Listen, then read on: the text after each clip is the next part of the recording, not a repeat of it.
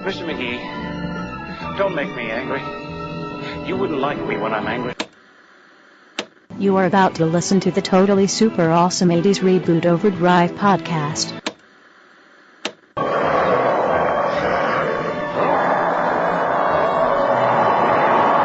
This podcast is our fan tribute to the Incredible Hulk TV show. Be advised it has been exposed to radiation and we caution to listen at your own risk. You have now entered GammaCast.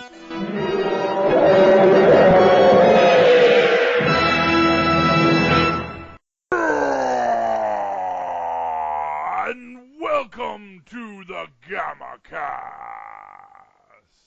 I'm your host, Charlie, the Professor Esser, and with me once again, and as always, my illustrious, my lovely, my intelligent, my wonderful friend, Rose! 80s Music Girl Rose. So good to have you here. So good to be able to do this episode with you tonight. It was a lovely episode. I mean, this is a really cool episode. I mean, all kidding aside, this was a good episode. Tonight's episode, guys, and you may be a little confused when I say this, tonight's episode is Goodbye Eddie Cain. And you're sitting there saying, wait, that's episode 8 of season 4, not episode 3, Free Fall.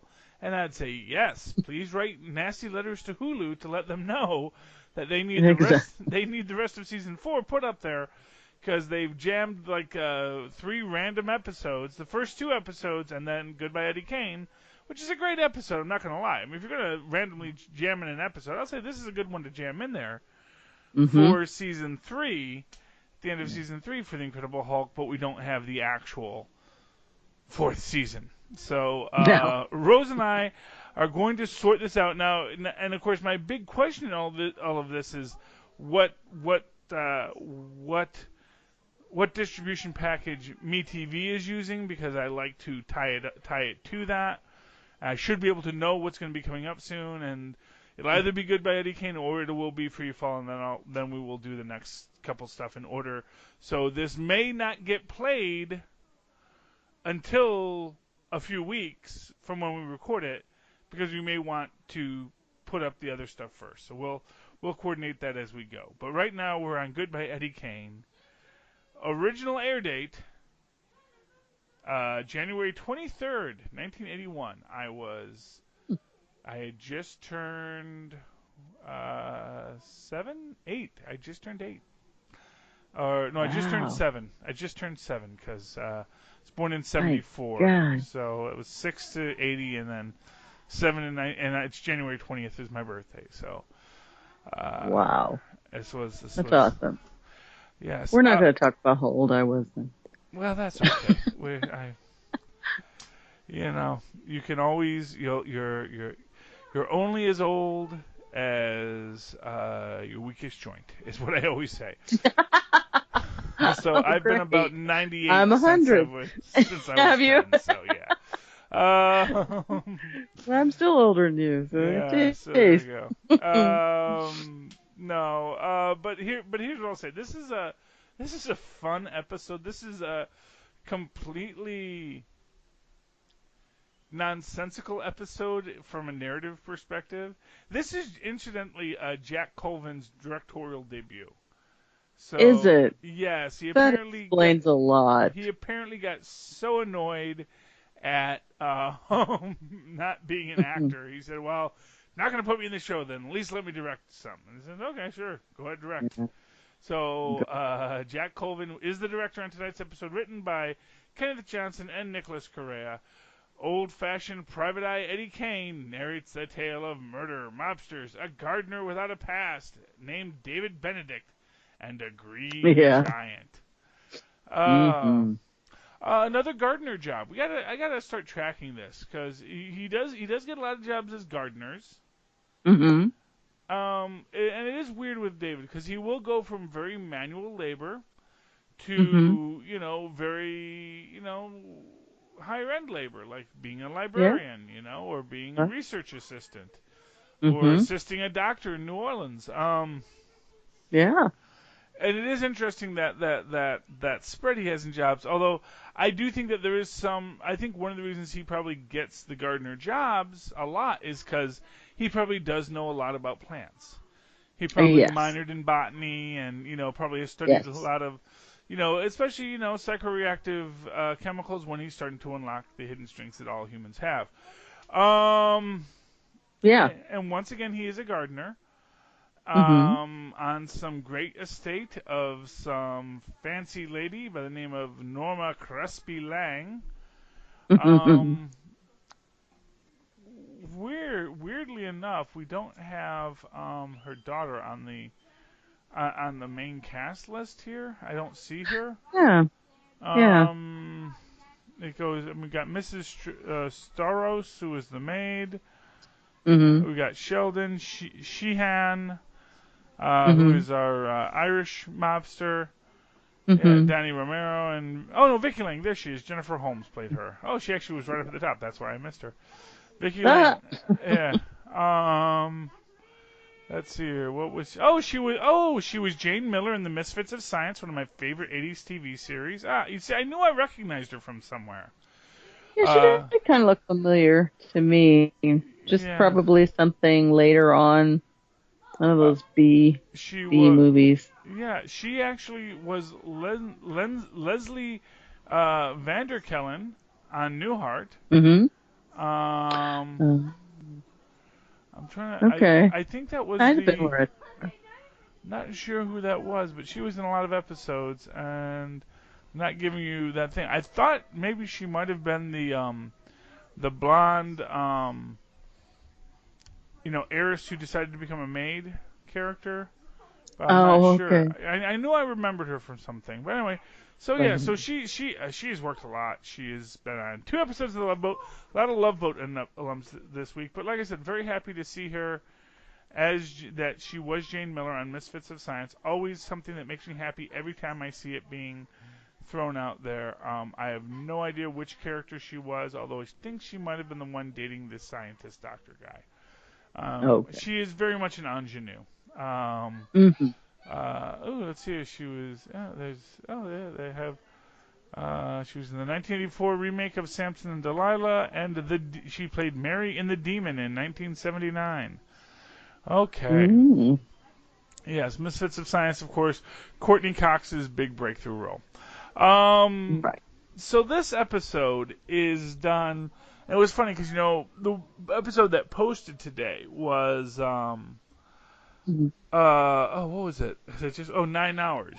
About a mobster and all this stuff, and we were talking about the patter of Nathan Detroit in that episode, and it just struck me is how ironic that's the episode we get tonight, where it's just all patter. It's all this very gumshoey, very much that kind of a noir Detroit feel to it. Yeah. Well, and that was actually one of the things I was thinking about this, is that I kind of think that this is really, in these late 70s, early 80s, this is really when nostalgia becomes its own genre, and people yearning back to this simpler time. Because I don't really think about a lot of things from the the 20s, the 30s, the 40s that were meant to just throw back to that simpler time. I mean, they might set it then, but it wasn't so much about think about that glorious past. It was just that this was the past. And I think in the 70s, nostalgia is the bugaboo of the sated society. To give you a fun little quote that I just made up off the top of my head. When a society nostalgia is the bugaboo of a sated society. When a society gets to a point where people are comfortable, they start to yearn for noble discomfort in the form of nostalgia. Where they remember that, things, they might have not been as fancy when I was young or when I heard tell stories of the past, but that was when, men were men and women were women and children were children and dogs were dogs and cats were cats, Right. Not with all these cat dogs we have nowadays. Yes. Oh my goodness. Yes. You might remember cat dogs. They had a really good. I love Cameron Mitchell. Oh. And this was actually the second time I saw him today. Oh. When I was going over the episode, I had watched MST 3000 and one of their episodes of Space Mutiny. Oh. And he was in that back in 1980, whatever. And they were absolutely just hammering it. Yeah. Well, but, a lot of references, because he has this big puffy beard, so a lot of references to Santa Claus. Oh, he had a beard. All of that, yeah. So, well, he's quite old then. It was 1988, so. Yeah, you look at his IMDb. They have his young and beautiful IMDb. Yeah, they do. Photo of there as the young cowboy. Mm-hmm. Colorized cowboy. Yes. Wasn't he in? Was he in Big Valley? I can't remember. I don't have IMDb open. I just have my notes open. Well, I will tell you right now because I'm on his page right now. Man, this guy has got credits for days because we're gonna go all the way back. Totally. Big Valley. We probably have to go back to 1960s here. Yeah. Oh, he was a regular. Oh, he was the narrator as well as John Lackland on The Beachcomber in 1976. Never saw that. That had a heavy syndication up in Canada, which is how I actually know what that is. Because growing up in Michigan, we had Channel 9 there. I don't see Big Valley. Channel 9 is the Canadian thing that comes up over from Windsor into Detroit. So, if you're from that Detroit area, you have a lot of ties to Canadian culture because they just infected us.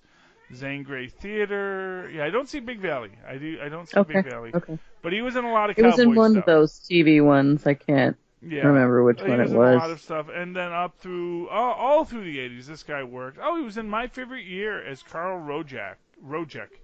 One of my favorite films, My Favorite Year, with, I'm forgetting the name of the swashbuckling actor. He was doing an Errol Flynn. Oh, he was in Vegas, spelled with a $, 1978 to 1980. As Willie Sparrow Salter and as Zinberg. Oh, and he was in Mrs. Columbo. He was in something called Frankenstein Island in 1981. So, this guy worked, and I always love when you see a guy who works. Ooh, Matt Houston. Who remembers Matt Houston from the 80s? Oh, mercy. Yeah, that was a classic. And he was Mayor Broadmoor in Hardcastle McCormick in a two-parter. So, yeah. Nice. Yeah. He was a good actor, and he was a lot of fun in this. Playing the washed-up PI. Just as being a washed-up. Although, it was fun. He had a really interesting backstory to be sure, because he does when he's and just to jump ahead, when he's on the run on the lam with David, and he's giving David his whole story about being a PI, and he says, it's absolutely something you can make a lot of money at. You get the office, you get the equipment, you can do well, and I was that for a while, and then I got involved with Miss Hungry. Yeah. Yep. Well, the lady, and man, you want to talk about your she-devils of the Hulkiverse, the Norma and Vicky Lang couple is pretty devastating on men's lives, without a doubt. Yeah, they are.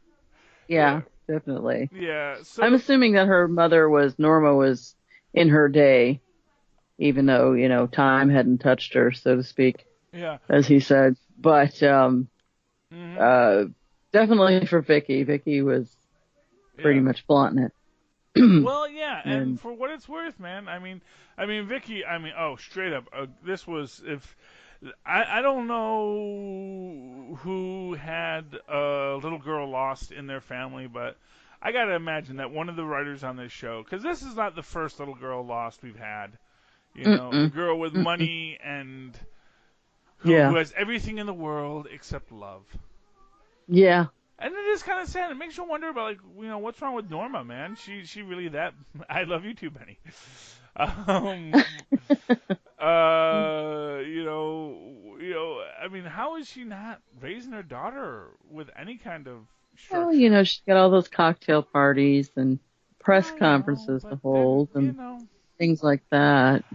I don't know. All I'm saying is she's hiding that dark secret, Yeah, well, yeah. It takes a lot out of you. That is the crux of the biscuit, is that there is a dark secret of which Norma is being blackmailed.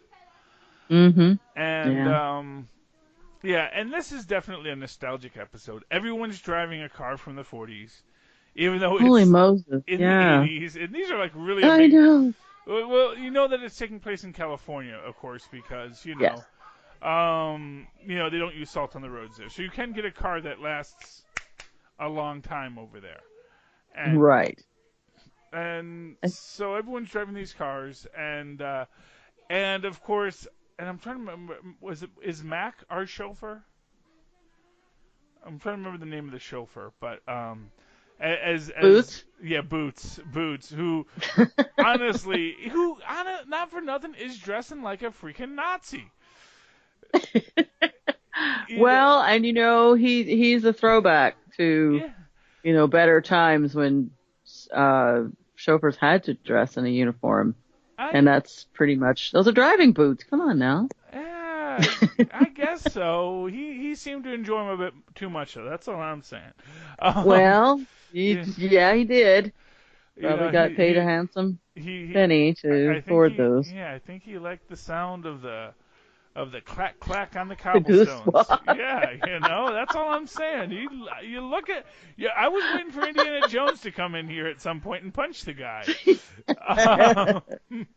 Oh my goodness! Yeah, he's got the little the tri-bar suspenders, and hey, you can say all you want about uniforms. He was wearing the tri-bar suspenders aren't part of a uniform, and that definitely is. That's definitely a throwback look, Definitely. Suspenders are favored by fat men, but to really pull them off, you got to be in shape, which this guy was. So, This is true. You and over the wife beater T-shirt. Oh yeah. And again, again, I'm not sure how much of a chauffeur uniform he's being there. It seems like he mostly just wore the boots. We never see him in full, suit and a hat. The chauffeur regalia. He's like, I got the boots. What do you want from me? Exactly. The pants and the boots fit. Leave me alone. And as it turns turns die out, anyway. Vicky was not particularly interested in any other parts of the uniform. Well, yeah. Yeah. Yeah. There's a great point where, and of course, as always, every woman just wants David. And you know why the women want David? Because David. He's not like the guys. Well, that, and then David doesn't always want to get involved. Yeah. David is cool, and he's like not chasing these women. Yeah. Well, because, and for what it's worth, David knows he can't settle down. Right. So like the couple relationships he's had where it was like a real relationship, it was relationships where the ladies were like, hey, dude, I'm moving on too, Yeah. We're all just, his two real relationships were with the trucker lady and the lady whose dad was the wildcatter, And it was very real and it was all straight up front. It says, listen, buddy, you are the most interesting man I've come across today.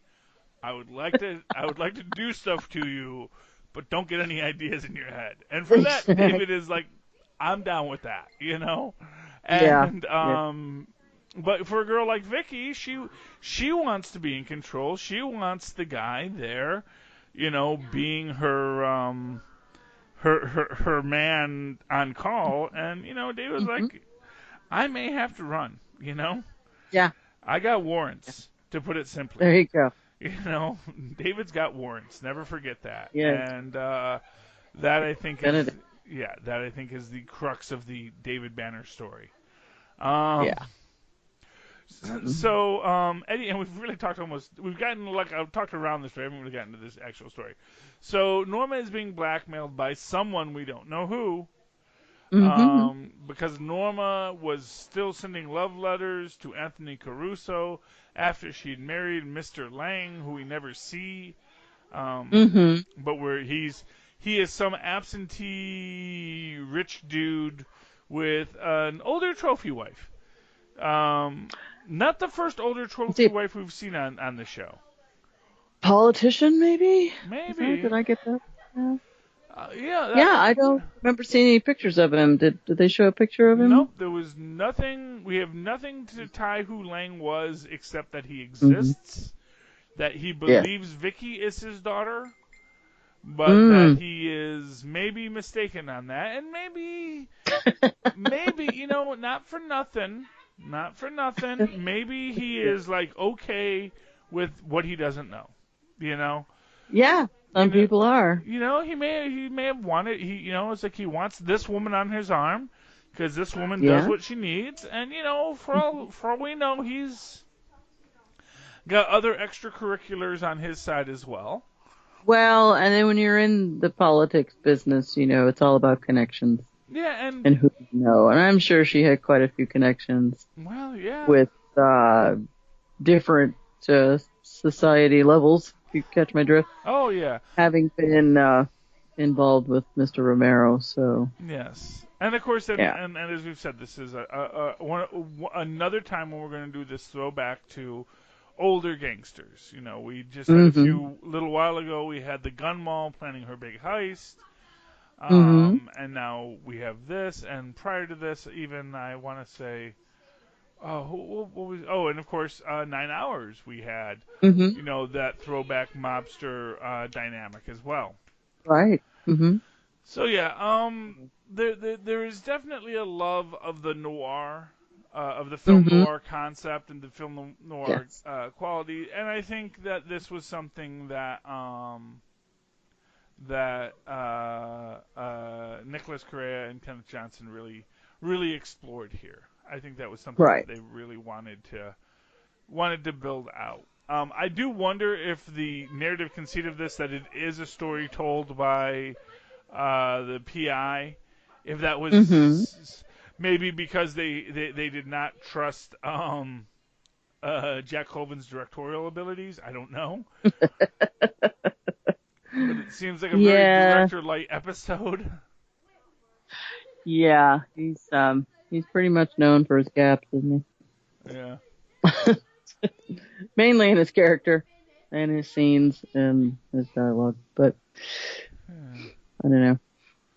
Oh, that's good that he was able to direct it. I mean, he did a real job. The continuity was there at least. Yeah, and it was a good episode. It is certainly a memorable episode. So dimes to donuts. Dimes to donuts. One of my favorite phrases, which I really don't know what it means. I don't either. It's like dimes to donuts. Like, okay, so is it like a dime will equal a donut? That meaning it's an even money trade or something? I don't know how much donuts had cost in the past. It's a very confusing phrase, dimes to donuts. But I use it all the time. I use it all the time. Yeah. And I have no idea what it actually means. There you go. I gotta go look that up. I gotta go right to Grammar Girl, see if she can do an episode on what is the origin of dimes to donuts. And other bluisms. Yeah. Yeah. Anyway, so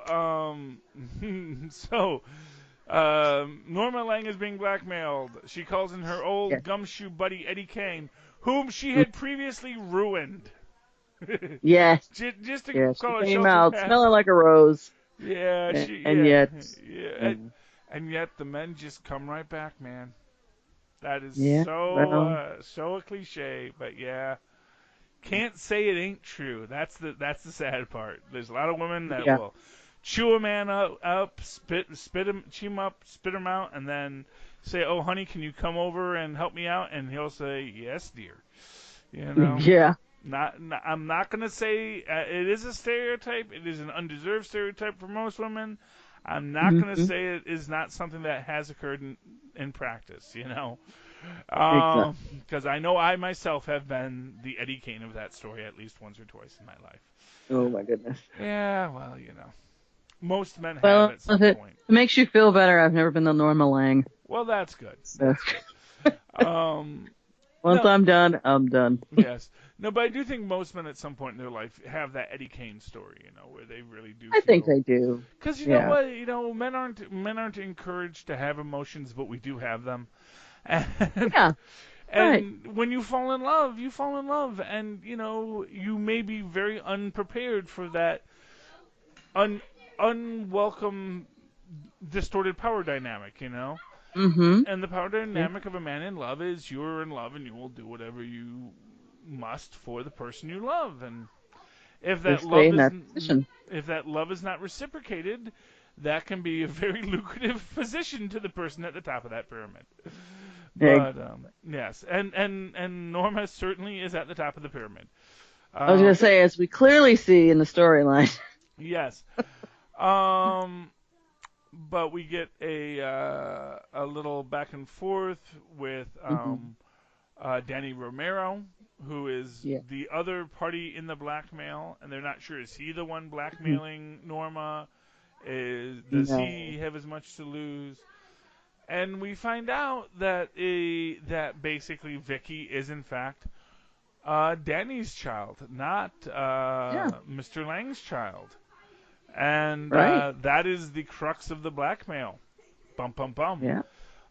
David has become suspect because, as it turns out, you know, the Moody Drifter with no ID, kind of your go-to suspect. And he did have the wonky typewriter, the insanely wonky typewriter. Like, why would you still use that typewriter if it was that broken? That's all I got to say. You know? That's all he could afford. You know, David's a humble guy. I gotta imagine. And if he probably picked it up at the yard sale or something, or that was something she had laying around. Yeah. He's like, okay, that's fine. I'll good enough for him, you know. Write my papers and the thesis with the A flying off the page. It's no big deal. Well, you know, actually, I think that would be a problem for a scientist because, you know, when you raise a letter up, that can be very confusing, you know. If something's raised to A as opposed to just being times A, that's a very important denotation. Correct. But anyway. Apropos for you to notice. Yes, well, I'm just gonna say. But Eddie gets a good vibe from David. But of course the bad guys are playing out. Mac the chauffeur and his henches decide to take out David and Eddie, and that leads to our first Hulk out, a very late in the episode Hulk out, but we get a Corvette flip. We get a Stingray Hulk out. That was so awesome. I loved it. Yeah, and that nice metallic brown. Just so you know, this is that late 70s, early 80s. That was cool back then, kid. Metallic brown. That was a thing. That was the thing. That was the thing. But I love that because, you know, I get the feeling the reason why it was a Corvette was because that's probably like a car that Lou Ferrigno could actually lift. So they probably just wanted to see him, like, just actually throw a car. Because, you know, it's got that fiberglass body. And, it's, you know, not that heavy of a car, which, you know, can be problematic when you have those kind of cars if you don't have the aerodynamics right, because they actually had real horrible time when they first moved to fiberglass bodies at Le Mans, and like the first year every car just had a horrible crash because they'd start going and then they would start to fly and they would just flip right out. It was horrible because they didn't have enough weight, and you have to like get that's when you started having, you know, spoilers that push your car back down to spoil the aerodynamics, because you know, otherwise your car flips over because it's too light for the engine you've put into it. But that was cool, and you know, the Hulk gets shot, but he gets better as he does, and we have, you know, Eddie go chase after when Eddie is also shot, but you know, he does not have a healing factor, but he is chasing after he's chasing after a guy twice his size as a guy 4 times his size, meaning the Hulk chases Just after running him. after him. Yeah, I thought that was good. We do see that the chauffeur has gotten plugged Yes, by he is. Romero's guys. Yeah. Tying it all up in a nice, neat bow there now, don't it?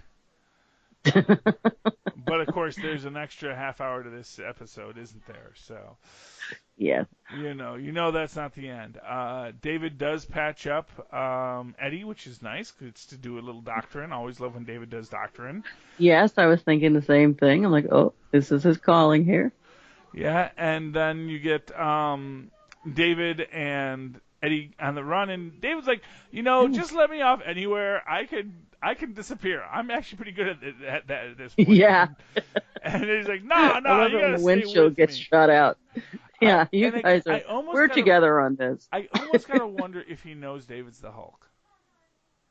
Well, I don't know. I think he had his suspicions. I mean, even for a crusty old private investigator, he's pretty smart. So Yeah. probably from years of experience. And I like his dissertation on David.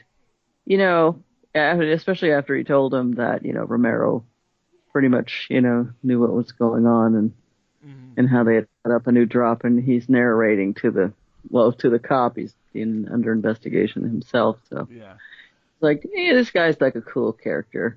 It's almost as if he was used to this type of thing. Well, you know what? Here's what I'm going to say, man. This is in a couple of episodes, if we ever get them posted somewhere, we can find them. We're going to find out that David is not the first Hulk. That there are things that are out there in this universe that are a little crazy, and a guy like Eddie Cain living in Hollywood, he has probably seen some stuff. So the idea of little David Banner turning into Big Green Hulk is probably not that scary to him. And for what it's worth, and like I said, this is why because I got the feeling he wants David to stick with him. Now, there's two reasons why. One could be just because he's still not sure David's completely out of it, or because you know what, that big green guy showed up when you were in trouble. Yeah. I want you to You'll stick come around. in handy. Yeah, I don't know if you're the big green guy or you just are good friends with him, but we could use a giant green guy in this story. Yeah, we can. And then Definitely. we get a nice scene where they go to basically a mocked up backlot on the Universal Studios backlot. Black Tower Studios. Yes, that was cool. From the glory. Was that an days homage to something? I was gonna ask if I it don't was. know. I mean, it might be. Okay. It was called Black Tower Studios. Yes. Yeah. Well, and they gave references to, Valentino and all of the silent film stars of the day. And I thought to myself, okay, I remember that not being the name of the studio, because I remember that Mary Pickford and... Yeah, I mean, it might be a reference to Warner Brothers, since Warner Brothers Water Tower has kind of become iconic for them. The other option is it might be a very obscure reference to a film made in the 1940s that was approved by the Vichy government in France, but was actually a very anti-Nazi film. But using a lot of subtle references to fascism, but without actually saying Nazis.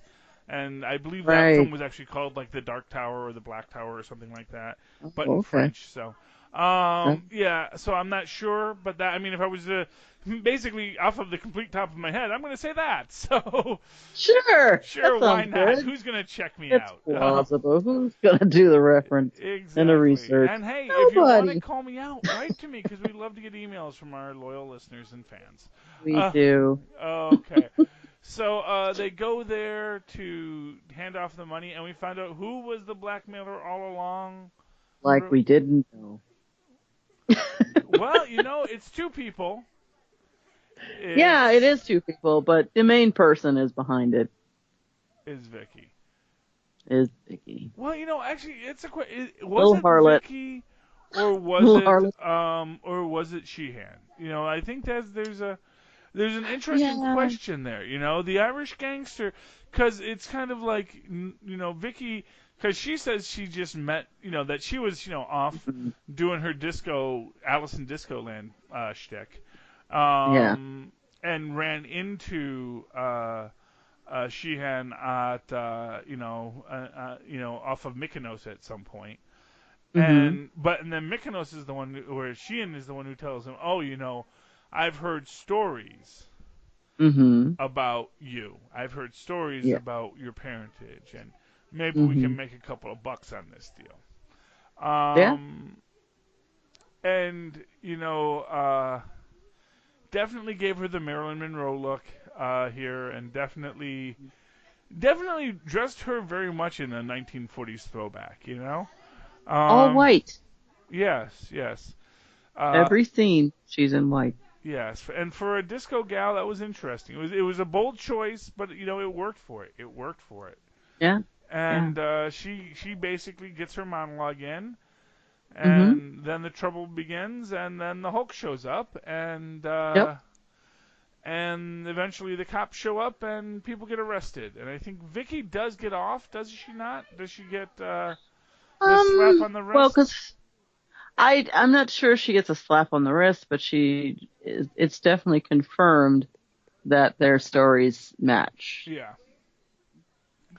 Word for word. Yeah, and then pretty course, much she confirms the green monster came and wreaked havoc. And so Eddie gets to go home, and that's as good as you get in L.A. That's good as you're gonna get, honestly, exactly. Because So all in all, a good episode, I think. It was. I really enjoyed it. It's kind of annoying to me that because Hulu does have it out of order and just randomly jammed in there, I couldn't enjoy it as much because I'm too busy being mad at Hulu about all this. Yeah. So I'm going to just keep on throwing shade at Hulu on this and say, Hulu, fix this, next week I may have to buy the whole season from Amazon and watch it that way, which we may do. I think that's a fair option, but quite frankly, I'm a little annoyed by this. So, yes, Hulu, step up. Yes, I don't know if game. Yeah, I don't know if you're going to get me back just for the Runaways or Cloak and Dagger. I forget which one they're doing, but they've got a Marvel show coming. But you know what? How am I supposed to trust that when you can't even have the whole series of the Hulk on? I believe that Hulu is owned by NBC. NBC Universal actually owns the rights to the Hulk and the entire Hulk catalog. There's no reason. Yes. I was hoping when I got to Hulu, I'd get all of the seasons and then the movies. That's what I would have expected from Hulu, but Hulu definitely dropped the ball on that. So, if people would like to complain to you about Hulu, or talk to you about The Incredible Hulk, or 80s music, or anything else at all, Rose, how can they find you? I am at 80s Music Girl on Twitter, 80s Music Girl on Facebook, and 80s Music Girl on Instagram. Awesome. And, of course, you can always write to me in that old-fashioned email way, the way our Maz and Paz once did, as Eddie Cain might have in the 1940s. Well, maybe not 1940s. Write to me at superconnectivityblog@gmail.com. That's superconnectivityblog, all one word, @gmail.com. Called Superconnectivity Blog because I actually have a blog called Superconnectivity and another podcast on the Southgate Media Network through the Enough Said feed called Superconnectivity. Y'all should all listen to that because it's a lot of fun. And, of course, you can follow me on Twitter as I do live tweet The Incredible Hulk, which I did actually get to do tonight, even though I had to get to it a little bit late because I was cooking hamburgers and then tweeting and going back and forth. It was crazy. But I got my tweeting done, and so loving it. Hope we can stay ahead of the MeTV crowd with this. You can follow me at Charlie Esser. That's CharlieEsselscr. Look for the 2 E's in the middle for equality.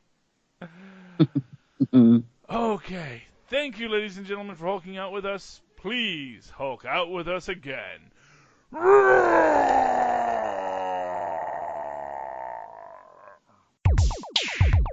We hope you've enjoyed this show. This podcast is part of the 80s Reboot Overdrive channel on Southgate Media Group. You can follow us on Facebook on the 80s Reboot group page. We're also on Twitter and Tumblr at 80s Reboot. We invite you to check out all the wonderful podcasts and blogs available at southgatemediagroup.com. And thank you for reliving the 80s.